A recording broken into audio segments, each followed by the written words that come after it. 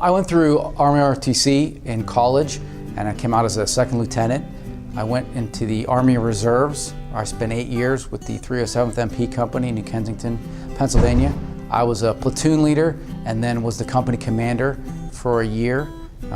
During my time there, I got to go to Panama, to Fort Clayton, and I also went to Egypt for 3 weeks. So I spent 8 years in the reserves, and then I got out when my time was up. I think one big thing is how much time that they actually spend away from their families.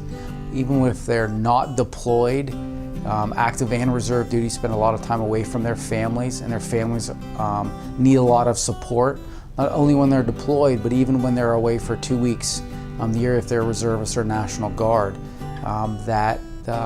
It's a year-round job for all these people, including active duty, National Guard, and Army reservists. I think my time in the service, the impact of my life is because I've become more organized. Being a platoon leader, company commander, you have to be very organized. You get things quickly sent to you and you have to disseminate information quickly. So I've become a lot more organized than I was as a younger man and even in college. And like I said, my family makes kind of fun of me now because when we go on a trip, I have a packing list. I write down everything I want to take with me so I don't forget anything.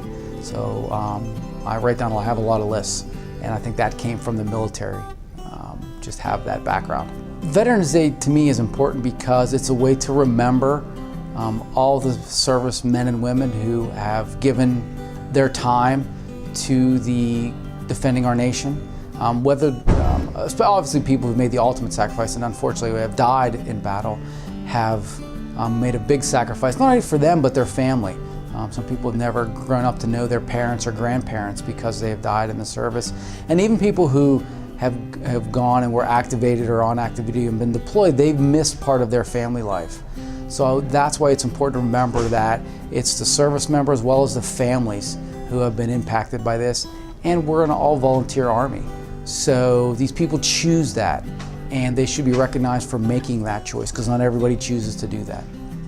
Joined the National Guard at 17 years old, still in high school. Helped pay for college.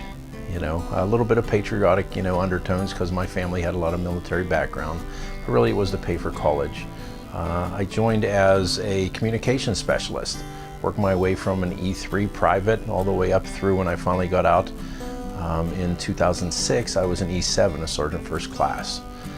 During that time, I worked with anything from a landline, a wired telephone and switchboard, up through when I got out, I was in charge of a battalion of about 40 tanks, armored personnel carriers and vehicles that we had to make sure communication was working in.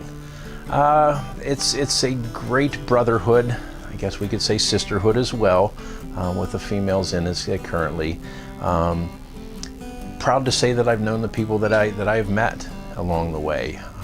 The young people that join the service while they're still in high school here, always have a special part in my heart because, like I said, they join that same brotherhood or sisterhood that, many people before me and many after will be a part of. It definitely was a maturing thing. In high school, like most boys, I was a little bit of a goofball. But it definitely going through basic training and the advanced training helped you grow up. You took a lot of cues, if you were smart, from the older people that were around and the advice that they gave you. I think what really molded me more recently was 2 overseas deployments. In September 11th happened, changed the world. We went from being a National Guard that you went to training, and just practice things, to a National Guard that was actually an active Army. In 2002, I deployed to Germany, and my group served as protection for the personnel that were working in Germany, the full-time Army and full-time Air Force people. And they came around and snagged me again in 2005 to go serve about 7 or 8 months in Iraq. The experience there was a lot of a life-changing experience because first off, you're in a war zone, and that's a little scary, but they put me in a position where I was a perfect thing as a teacher to be a trainer to a lot of the Iraqi people that were trying to get their feet back under them, trying to figure things out for themselves, and trying to just really make their country better. So my job every day was walking in and you know, having mock scenarios where the people would practice things so that when an explosion or gunfire or something like that may come up, they knew what to do on their own, because as you can tell, I'm here and they're still there. So it was a great experience, but a little unnerving. As I've grown up, I've become a little bit more of a bookworm. I read a lot, and my normal, I guess, genre of reading, I'm really into the World War II era. Growing up and eventually joining the American Legion, I knew a lot of the older guys, and you see movies about things, you read books about things with war, and you realize what those people had gone through, especially the World War II veterans that I read a lot about or talked with as I was a younger person. Having been then myself sent to a war zone in Iraq and having to deal with things on your own there, gives you a real different perspective on, you know, what it is to, again, say that brotherhood, that sisterhood that we're all a part of. All veterans to me are special. All the decisions they made to serve their country are important, but I have a little bit of a special place in my heart for those that served actually during a war, and that's really a big thing to me. I was in the Air Force for 10 years, from 1985 to 1995. After graduating from basic training in Lackland, Texas, I then went to Shepherd Air Force Base for my technical school. And then after graduating as an aircraft maintenance specialist, I was assigned to Plattsburgh Air Force Base in New York. And actually that's where I spent my entire career, working on aircraft at first. And then I cross-trained into manpower management, where we did manning studies for the military.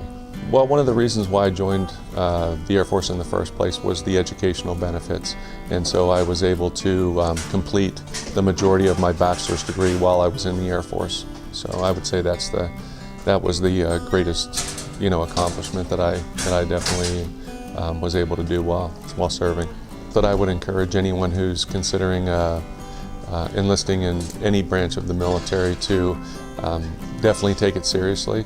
I think it's an awesome responsibility and just a great experience for anybody who serves their country. Well, Veterans Day is a day to remember everybody who has served our country, especially those who made the ultimate sacrifice and gave their life in defense or while serving their country. So it's a special day for everyone who's a veteran of any armed forces. Well, I joined the Navy in 1970. It was during the Vietnam War. I didn't go to war, but I joined at that time. It was pretty much either join the Navy or get drafted into something I didn't want to go into, and I decided that it would be better for me if I went into the Navy. I think the service is beneficial to everyone. It's a good growing experience. I grew massively in the first year I was in the service. They teach you a lot about teamwork. They teach you a lot about life itself. And you know, other than possibly getting shot at, it's great for your education too. You can go to college. You can, if you get out, even if you don't go to college, you have preferential treatment for jobs. You know, most jobs, especially for the government, you get preferential treatment. So if you're qualified, you get the job. So it is very helpful in the long run.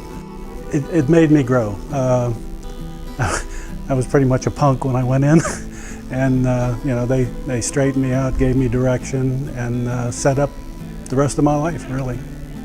Well, Veterans Day is very important to me. You know, like I said, I didn't have to go to war. I was in during a wartime, but I took care of people who came back from war, and those people gave everything. You know, just the country wouldn't be where it is today without the veterans, and they should be respected, and we should take care of them a lot better than we do. Okay, thank you. You're welcome.